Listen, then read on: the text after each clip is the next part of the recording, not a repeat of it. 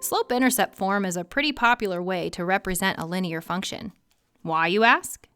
The very nature of slope-intercept form allows us to just look at the function and immediately know the slope and y-intercept of the line it represents.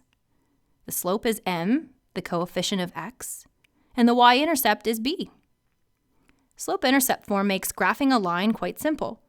It's also easy to make a table of values by plugging in x's as inputs to get y values as outputs.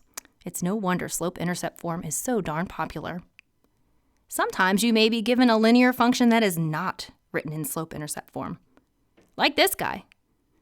Translate the equation 2x plus 3y equals 7 to slope-intercept form. Do you recognize this linear form? It's standard form, or ax plus by equals c. While standard form has its advantages, it's not as easy to see a line's slope or y-intercept when the function is written this way. Can we take a linear function from standard form to slope-intercept form? We can if we solve for y.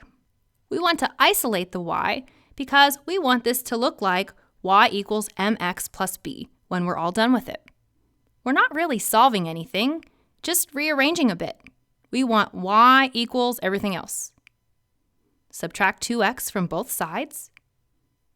Now we have 3y equals negative 2x plus 7. Almost there. To isolate y, divide everything on both sides by 3. To see m, the slope, and b, the y-intercept, clearly, we can represent dividing each term on the right by 3 this way. Wait for it. The answer is C. What's the slope of the line?